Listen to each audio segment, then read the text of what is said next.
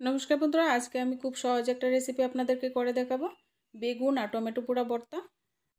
আমি এখানে বেগুন আর টমেটোটা গ্যাসের চুলায় পুড়ে নিচ্ছি, আপনারা মাটির চুলায়ও পুড়ে নিতে পারবেন। এরকম একটা স্ট্যান্ড বসিয়ে এইভাবে পুড়ে নেবেন। তো খুব ভালো লাগবে ভর্তার রেসিপিটা, ভিডিওটা পুরোটা দেখবেন।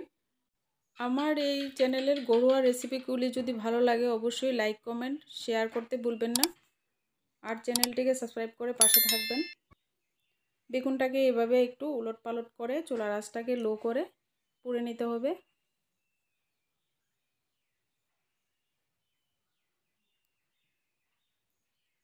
আমি এখানে অল্প পরিমাণে বেগুন ভর্তাটা করছি, যদি বেশি পরিমাণে করেন তাহলে কিন্তু আর একটু বাড়িয়ে বা কমিয়ে ব্যবহার করতে পারবেন।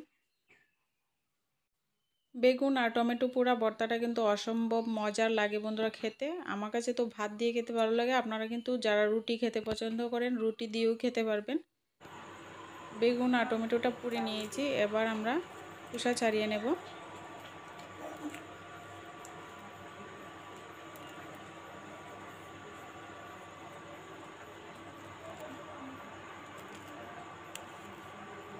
বেগুনের খোসাটা ছাড়িয়ে বেগুনটার মধ্যে দেখে নেবেন বন্ধুরা, এর মধ্যে কি পোকা আছে কি না, তো একটু চেক করে নেবেন। ভর্তাটা করার সময় কিন্তু একটু চেক করে নিতে হবে। আর টমেটোটার খোসাটাও একটু এভাবে তুলে ফেলে দেবেন।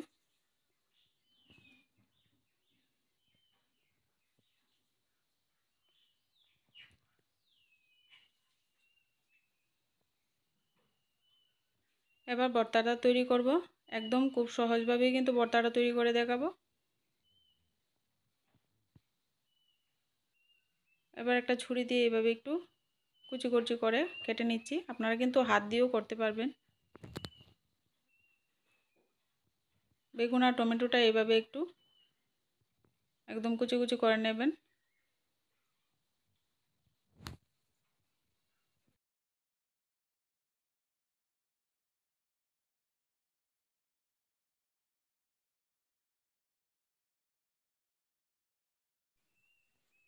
এবার এখানে অল্প পরিমাণে লবণ দিয়ে দিচ্ছি,